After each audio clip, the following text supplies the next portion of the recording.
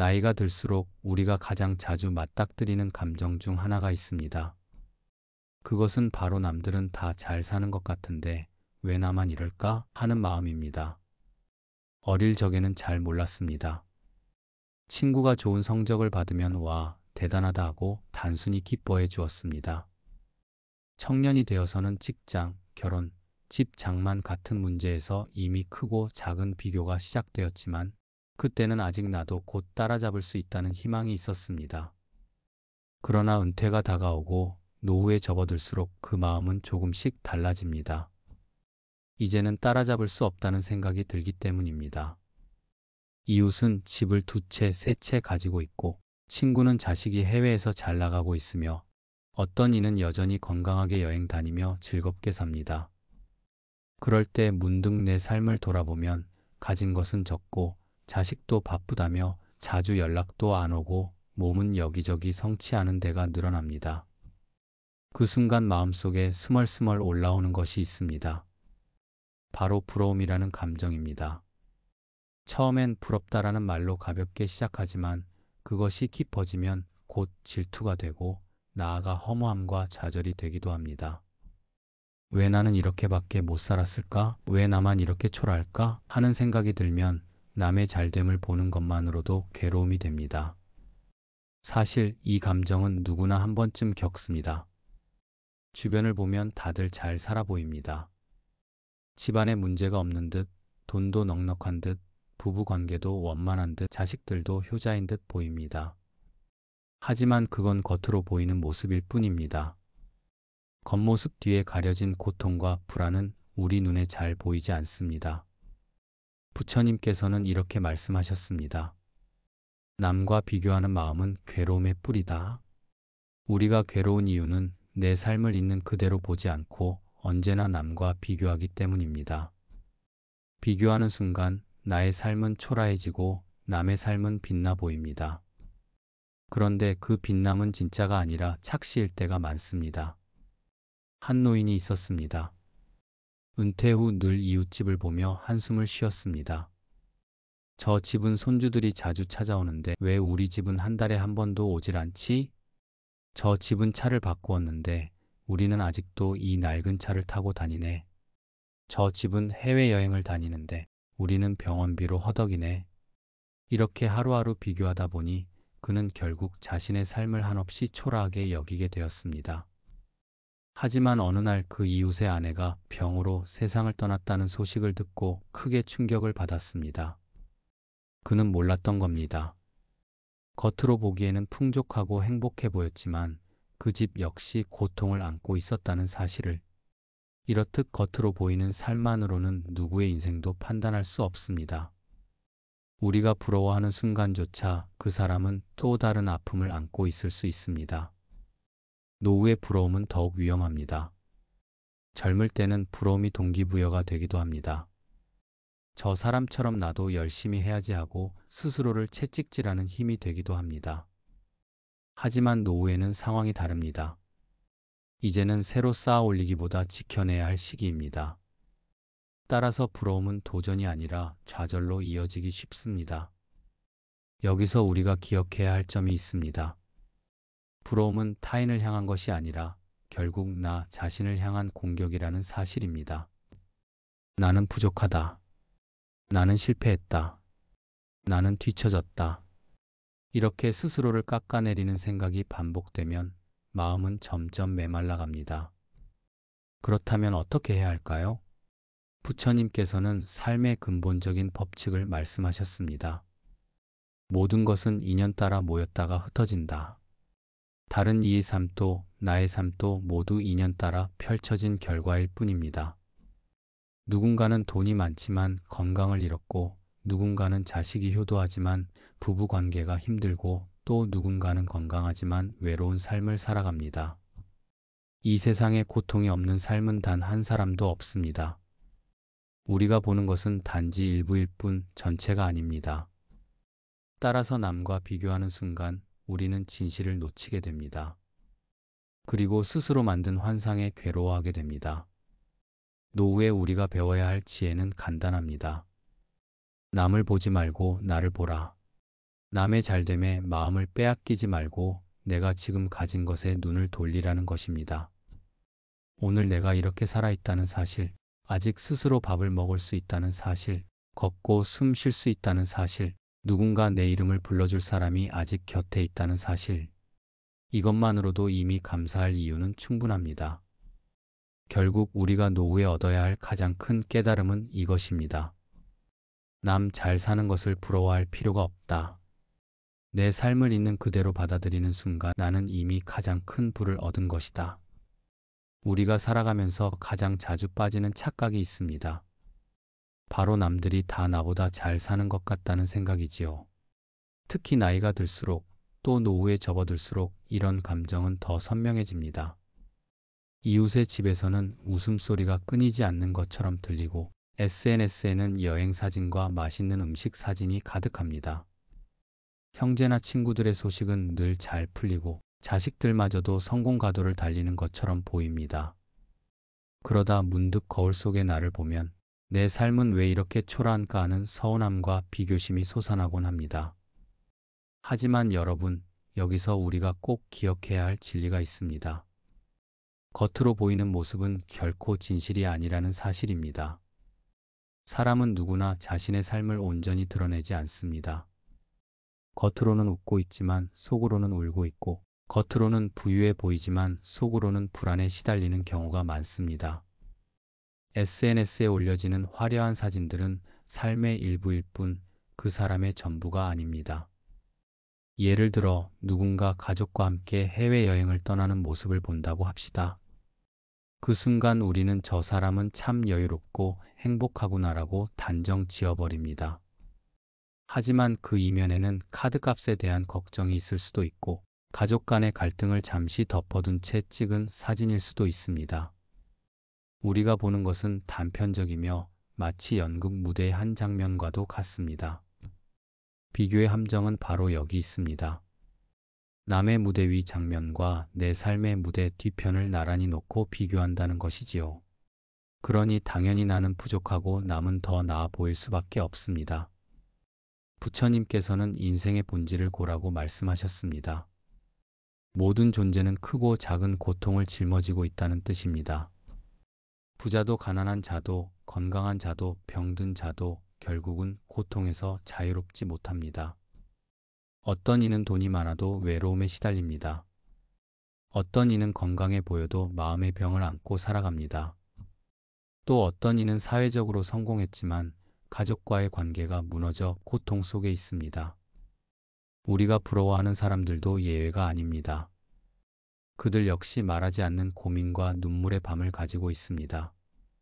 하지만 그것을 겉으로 드러내지 않을 뿐 삶의 이면에는 반드시 고통이 존재합니다. 이 사실을 깊이 이해하면 남들이 다 잘 사는 것 같다는 착각에서 조금은 벗어날 수 있습니다.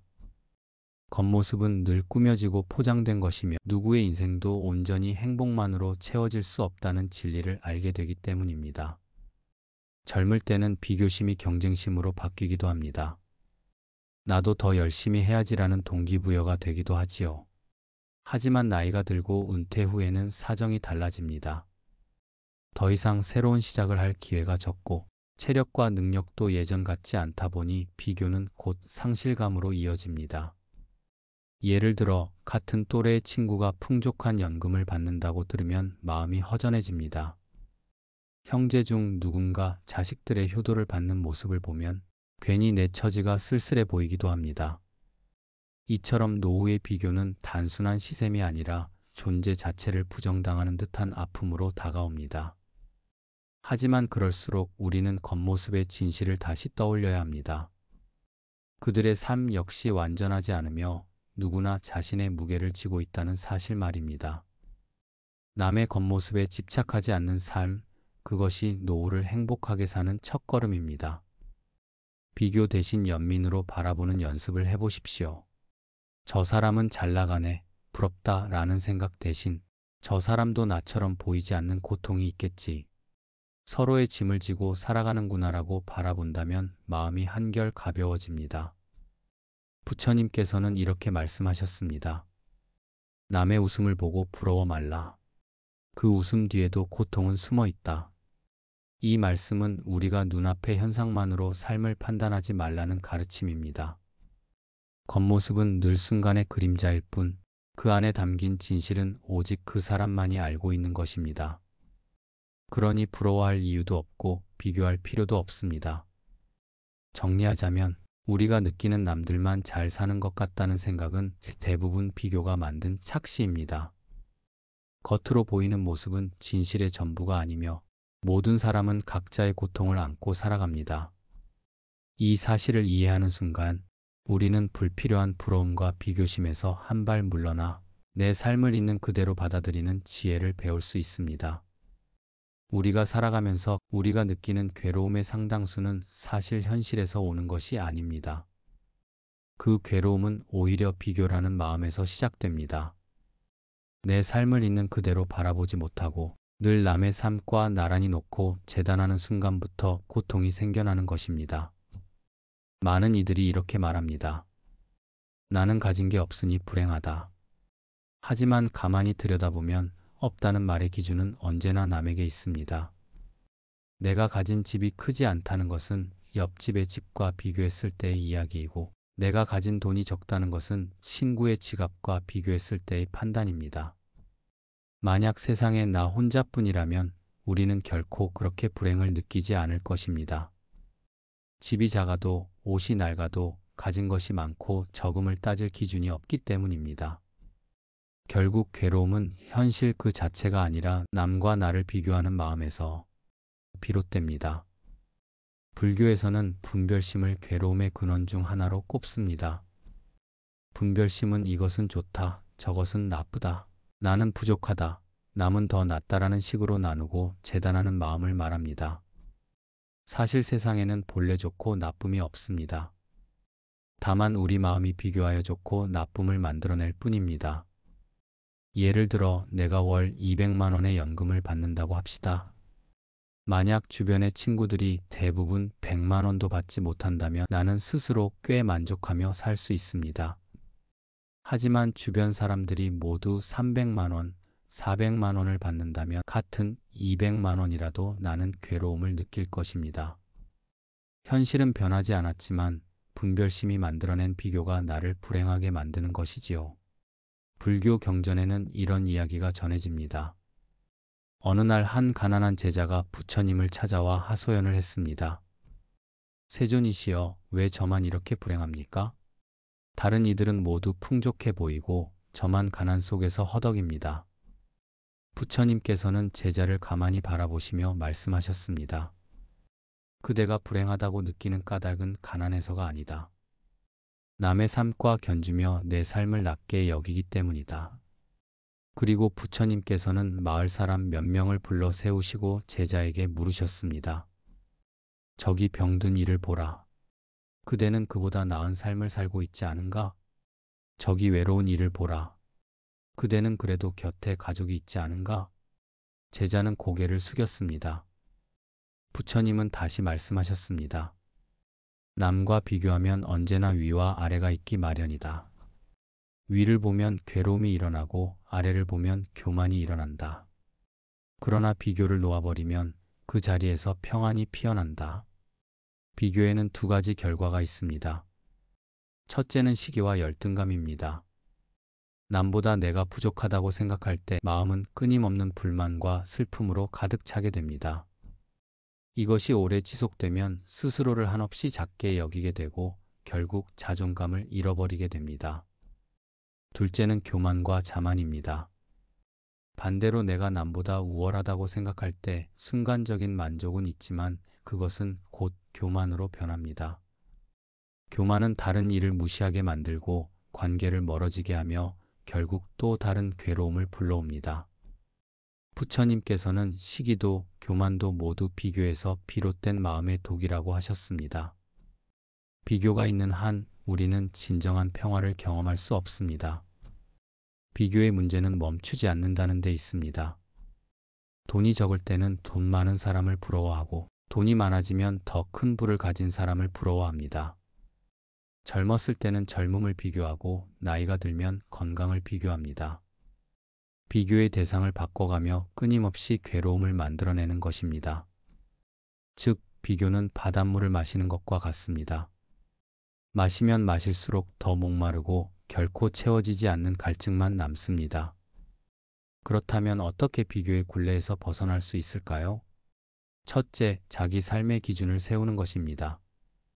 남의 기준이 아니라 내가 행복을 느끼는 순간을 소중히 여기는 연습을 해야 합니다. 내 하루의 만족은 남의 삶과 상관없이 내가 정하는 것이어야 합니다. 둘째, 감사의 마음을 기르는 것입니다. 오늘 아침 눈을 뜨고 밥을 먹고 걸을 수 있는 것만으로도 감사하다면 비교는 힘을 잃습니다. 불교에서 자주 말하는 지족의 지혜가 바로 이것입니다. 촉함을 알면 언제나 부유하다는 말씀처럼 현재에 만족할 줄 아는 마음이 비교심을 다스려줍니다. 셋째, 자비심을 가지는 것입니다. 남을 부러워하기보다는 그 사람도 나처럼 고통을 안고 있겠지라는 자비로운 마음으로 바라본다면 비교는 자연스럽게 사라집니다. 부러움 대신 연민이 자리할 때 우리는 훨씬 더 자유로워집니다. 노후의 비교심이 특히 더 아픈 이유는 우리가 삶의 결과를 자꾸 비교하기 때문입니다. 누군가는 자식이 잘 나가고 누군가는 연금이 넉넉하며 누군가는 건강을 유지한 것처럼 보입니다. 그럴 때마다 내 인생은 실패한 게 아닐까라는 생각이 고개를 듭니다. 하지만 노후의 삶은 결과로 재는 것이 아니라 지금 이 순간의 마음가짐으로 결정됩니다. 비교는 우리를 과거에 묶어두고 현재의 기쁨을 앗아갑니다. 지금 내가 호흡하고 살아있다는 그 자체가 이미 삶의 가장 큰 선물임을 알아차려야 합니다. 괴로움은 현실에서 오는 것이 아니라 비교하는 마음에서 비롯됩니다. 남과 나를 갈라놓는 분별심을 놓아버릴 때 우리는 비로소 평안을 얻습니다. 부처님께서 말씀하셨습니다. 남과 견주지 말라. 견주는 마음이 괴로움을 만들기 때문이다. 여러분, 지금 이 순간 내 삶을 있는 그대로 바라보십시오. 남의 삶을 기준으로 삼지 않고 내 삶의 소중함을 발견할 때 우리는 비교심이 아닌 감사와 평안 속에서 노후를 살아갈 수 있습니다. 우리는 흔히 행복을 무언가를 가지는 것과 연결지어 생각합니다. 많은 돈을 벌면, 좋은 집을 사면, 건강이 유지되면 혹은 자식이 잘 되면 행복할 것이라 믿지요. 하지만 삶을 오래 살아본 이들은 깨닫습니다. 그런 외적인 조건들이 행복을 보장해주지 않는다는 사실을 말입니다. 역사를 돌아보면 수많은 부자들이 있었습니다. 왕과 황제, 대기업의 재벌, 세계적인 명성을 얻은 이들. 그들의 삶이 행복했을까요? 겉으로는 화려했지만 내면의 불안과 고독, 끊임없는 경쟁과 두려움 속에서 괴로워한 이들이 많았습니다. 재산은 삶을 편리하게 만들 수는 있습니다. 하지만 그것이 마음의 평화를 주지는 못합니다. 돈이 많을수록 지켜야 할 것도 늘어나고 잃을까 두려움도 커집니다. 명예와 지위 역시 마찬가지입니다. 사람들의 시선에 맞춰 살아야 하고 늘 비교와 평가 속에 자신을 내던져야 하기에 마음은 늘 불안정합니다. 노후에 들어서면 우리는 더 분명히 느낍니다. 돈과 지위가 삶의 전부가 아님을요. 몸은 약해지고 자식은 독립하며 사회적 역할도 줄어들면 결국 남는 것은 내 마음뿐입니다. 노후의 진짜 부는 집의 크기가 아니라 마음의 크기에서 옵니다. 통장의 잔고가 아니라 평화의 잔고에서 결정됩니다. 다른 사람과 비교하지 않고 오늘 하루를 감사히 여기며 있는 그대로의 삶을 받아들이는 마음이야말로 노후의 가장 큰 자산입니다. 부처님께서는 이렇게 말씀하셨습니다. 스스로 만족하는 이는 부자다. 이 말은 가진 것이 많아야 부자가 아니라 만족을 아는 순간 이미 부자라는 뜻입니다. 행복은 외부의 조건에서 오는 것이 아니라 결국 내 안의 평화에서 시작됩니다. 바람이 잠잠해야 호수의 물이 고요해지듯 마음이 고요해야 행복이 머무를 수 있습니다. 많은 이들이 바깥에서 행복을 찾습니다. 더 많은 돈, 더 높은 지위, 더 좋은 관계. 하지만 그것들은 언제나 변합니다. 돈은 줄어들 수 있고 지위는 사라질 수 있으며 관계는 멀어질 수 있습니다. 변하는 것에 행복을 의지하면 그 행복은 모래 위의 집처럼 쉽게 무너집니다. 반대로 내 마음 안에서 고요와 평화를 발견하면 외부가 흔들려도 흔들리지 않습니다. 그 평화는 누군가 빼앗을 수도 없고 세월이 가져갈 수도 없습니다. 불교에서 강조하는 가르침 중 하나가 바로 지족입니다. 촉함을 알면 언제나 만족하다는 뜻이지요. 더 많은 것을 가지려는 욕망은 끝이 없습니다. 그러나 지금 이 순간 내가 가진 것에 만족하는 마음을 키우면 그 자리에서 행복이 피어납니다. 예를 들어 오늘 아침 내가 밥 한 그릇을 먹을 수 있었다면 그것만으로도 감사한 일입니다. 걸을 수 있고 숨을 쉴 수 있고 누군가와 대화할 수 있다는 것만으로도 충분히 축복입니다. 이 단순한 사실에 감사할 줄 아는 사람이야말로 세상에서 가장 부유한 사람입니다. 노후의 진짜 행복은 마음의 여유와 고요에서 나옵니다. 삶의 속도가 느려지고 해야 할 일들이 줄어들수록 우리는 오히려 더 깊은 성찰의 시간을 가질 수 있습니다. 그 시간을 불안과 비교로 채울 수도 있지만 감사와 평화로 채울 수도 있습니다. 어느 노승은 이렇게 말했습니다. 젊어서는 남보다 앞서려 애썼지만 나이가 드니 한 발 늦게 가는 것이 오히려 편안하다. 바로 이 여유가 마음의 평화를 불러옵니다. 급히 달릴 이유가 없고 남보다 늦었다고 서러워할 이유도 없습니다. 그저 내 걸음을 내 속도대로 걸어가는 것, 그것이 노후의 참 행복입니다. 그렇다면 어떻게 내 안의 평화를 기를 수 있을까요? 첫째, 마음을 돌이켜보는 습관입니다. 하루에 잠시라도 눈을 감고 호흡을 바라보며 마음을 살펴보십시오. 그 순간 우리는 바깥의 소란에서 벗어나 내면의 고요를 만날 수 있습니다. 둘째, 비교 대신 감사하기입니다. 남과 나를 비교하는 대신 오늘 누릴 수 있는 작고 소중한 것들에 감사하는 습관을 기르면 마음은 점점 평화로워집니다. 셋째, 집착을 놓는 것입니다. 가지려는 마음, 붙잡으려는 마음을 내려놓으면 그만큼 가벼워집니다. 부처님께서 말씀하셨습니다. 집착이 없으면 괴로움도 없다. 내 것이 아니라고 생각되는 것을 억지로 쥐려 하지 않는 순간 평화가 찾아옵니다.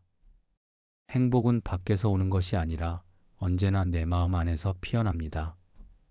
재산, 명예, 지위는 변하지만 내 마음의 평화는 나 스스로 키워갈 수 있습니다. 부처님 말씀처럼 스스로 만족하는 이는 부자다. 지금 이 순간 내 삶에 만족하고 고요를 누릴 수 있다면 그 누구보다 부유하고 행복한 삶을 사는 것입니다. 여러분, 노후에 진짜 지켜야 할 분은 통장의 숫자가 아니라 마음의 평화입니다. 그 평화를 길러낼 때 우리는 비교와 시기를 넘어선 진짜 행복을 만나게 될 것입니다. 부처님과 제자의 대화를 들어보시죠. 어느 날 젊은 제자가 깊은 한숨을 내쉬며 부처님 곁으로 다가왔습니다. 제자는 땅만 보며 중얼거렸습니다. 세상은 참 불공평합니다. 같이 출가한 동료는 지혜롭다 칭송받고 다른 동료는 재능이 뛰어나 존경을 받습니다. 저는 왜 일이 부족한지 모르겠습니다. 남들은 다 잘나가고 빛나는데 저만 늘 뒤처지는 것 같습니다. 부처님께서는 제자의 얼굴을 한참 바라보시더니 부드럽게 물으셨습니다. 내 눈에는 세상이 온통 잘나가는 이들로만 가득하더냐? 제자는 고개를 끄덕였습니다. 예, 세상을 보면 제자리에 가만히 있는 건 저뿐인 것 같습니다. 부유한 자, 존경받는 자, 지혜로운 자, 모두가 저보다 앞서 있는 것처럼 보입니다. 부처님께서는 미소를 지으며 말씀하셨습니다. 제자야, 내가 보고 있는 것은 겉모습일 뿐이다. 겉은 화려하나 속은 괴로움으로 가득한 자가 많다.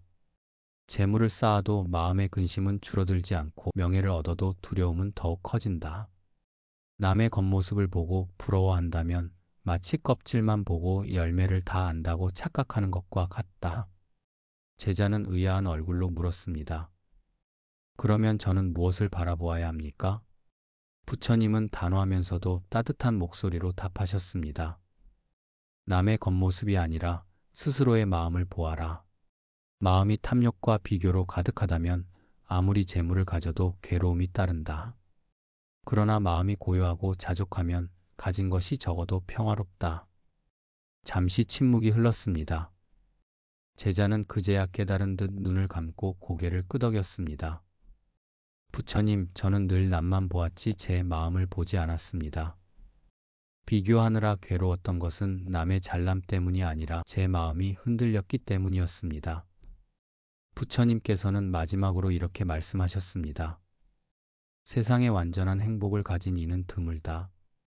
그러니 남을 보며 부러워 말고 너 자신을 돌아보아라. 스스로의 마음을 닦는 자가 가장 지혜로운 제자다. 제자의 얼굴에는 처음으로 편안한 미소가 번졌습니다. 그 미소는 다른 이의 잘남을 흉내낸 것이 아니라 자신 안의 평화를 찾은 진짜 웃음이었습니다. 이번에는 스님과 어느 노인의 대화를 들어보겠습니다. 한 노인이 절마당에 앉아 먼 산을 바라보다가 스님에게 조용히 말을 건넸습니다. 스님, 요즘 제 마음이 괴롭습니다.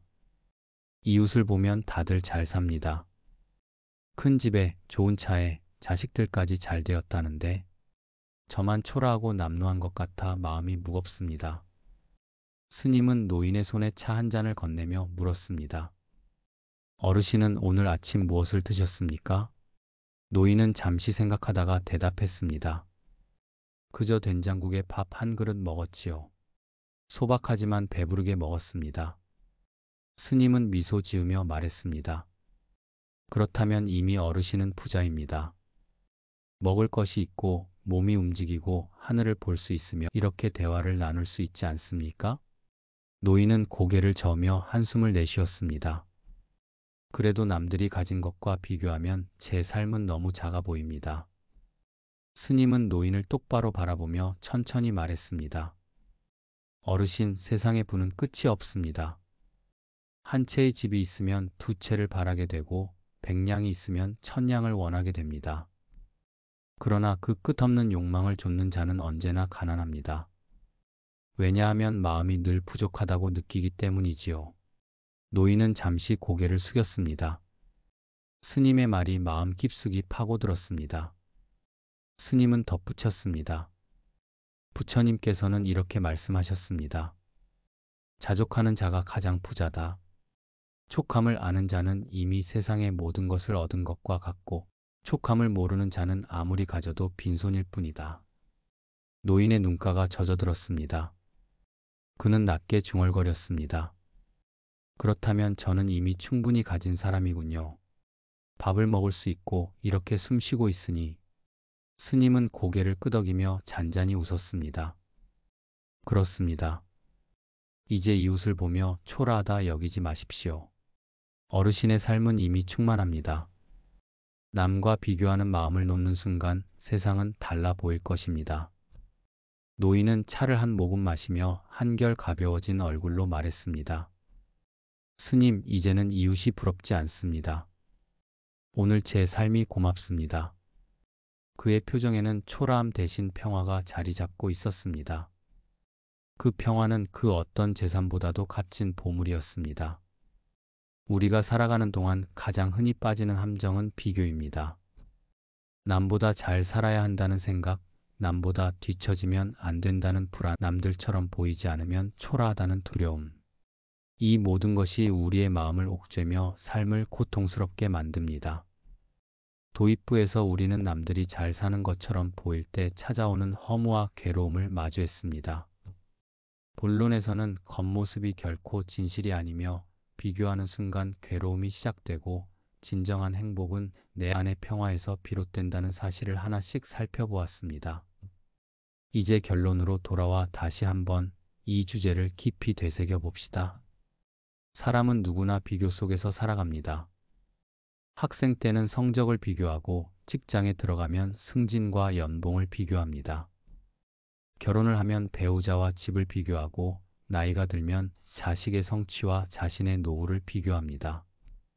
평생 동안 끊임없이 남과 나를 견주며 살다 보면 어느 순간 자기 삶은 온데간데 없이 사라지고 타인의 그림자만 따라가게 됩니다. 하지만 그 길 끝에는 무엇이 기다리고 있을까요? 끝없는 피로, 만족 없는 갈증, 그리고 결국 허무만이 남습니다. 부처님께서는 이렇게 말씀하셨습니다. 남을 이기려는 자는 괴롭고 스스로를 이기는 자는 평화롭다. 남보다 앞서려는 마음은 끝이 없습니다. 오늘은 내가 이겼다 해도 내일은 또 다른 비교거리가 나타납니다. 세상에는 항상 나보다 잘난 사람이 있고 나보다 가진 사람이 있기 때문입니다. 결국 남을 기준으로 삼는 삶은 결코 끝나지 않는 고통의 굴레일 뿐입니다. 그렇다면 어디서 행복을 찾아야 할까요? 부처님께서는 답을 아주 분명하게 말씀하셨습니다. 스스로 만족하는 이는 부자다. 행복은 외부의 조건에서 오는 것이 아니라 내 마음의 태도에서 옵니다. 남보다 조금 덜 가져도 남보다 초라해 보여도 내 안에 감사와 평화가 있다면 나는 이미 가장 부유한 사람입니다. 반대로 아무리 많은 재산과 명예를 쥐고 있어도 남과 비교하느라 늘 불안하다면 그 사람은 가난한 사람과 다르지 않습니다. 노후를 살아가는 우리는 더더욱 이 진리를 깊이 새겨야 합니다. 젊을 때처럼 무언가를 이룰 수 있는 기회가 줄어드는 시기, 남과 비교하는 습관을 내려놓지 않으면 노년의 삶은 괴로움으로 가득 차게 됩니다. 그러나 마음을 돌려 스스로의 삶을 긍정하고 지금 가진 것에 만족한다면 노후야말로 인생에서 가장 평화롭고 충만한 시간이 될 수 있습니다. 혹시 지금 당신도 이런 생각을 하고 있지 않나요? 왜 나만 이렇게 뒤처진 것 같을까? 내 주변 사람들은 다들 잘 나가는데 나는 왜 이 모양일까? 이런 생각이 드는 순간 제일 먼저 해야 할 일은 깊게 숨을 고르는 것입니다. 그리고 이렇게 스스로에게 말해보세요. 나는 지금 있는 그대로 괜찮다. 행복은 비교에서 오는 것이 아니라 내 안에서 나온다. 남들이 잘 사는 것 같아도 그들 역시 알 수 없는 고통을 짊어지고 있습니다. 겉으로 보이는 번듯한 모습 뒤에는 누구에게나 보이지 않는 상처가 있습니다. 우리가 해야 할 일은 그들의 그림자를 좇는 것이 아니라 자기 안의 평화를 키우는 것입니다. 사랑하는 여러분, 기억하십시오. 비교는 우리 삶을 갉아먹는 가장 큰 독입니다. 하지만 그 독을 내려놓는 순간 우리는 곧장 자유를 맛볼 수 있습니다. 진짜 행복은 바깥에서 오는 것이 아니라 오직 내 마음에서 피어납니다. 부처님의 말씀을 다시 떠올려 봅시다. 남을 이기려는 자는 괴롭고 스스로를 이기는 자는 평화롭다. 이 말씀은 단순한 교훈이 아니라 오늘을 살아가는 우리에게 주는 가장 실질적인 삶의 지혜입니다. 앞으로 노후의 길을 걸어가면서 부러움과 비교가 마음에 올라올 때마다 이 말씀을 되새기십시오. 그리고 이렇게 다짐해 보세요. 나는 내 삶의 주인이다. 남이 아니라 내 마음이 나를 결정한다. 그때 비로소 세상의 어떤 부와 명예보다 값진 선물이 당신의 손에 들어오게 될 것입니다. 그것은 바로 내 안의 평화라는 선물입니다. 부디 오늘 이 이야기가 당신의 노후를 더 가볍고 평화롭게 만드는 작은 등불이 되기를 바랍니다. 당신은 이미 충분히 잘 살아왔고 앞으로도 잘 살아갈 수 있습니다. 남의 삶을 부러워하지 말고 오직 자신의 삶을 사랑하십시오.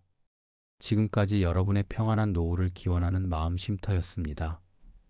감사합니다.